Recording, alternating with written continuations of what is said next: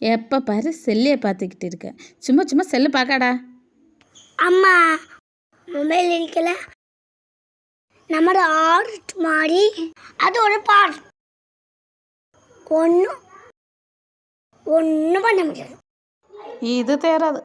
பார்த்து பார்த்து கண்ணில் காட்சி இல்லை, செல்போன் வேண்டாமே, கேட்டு கேட்டு தெளிவாய்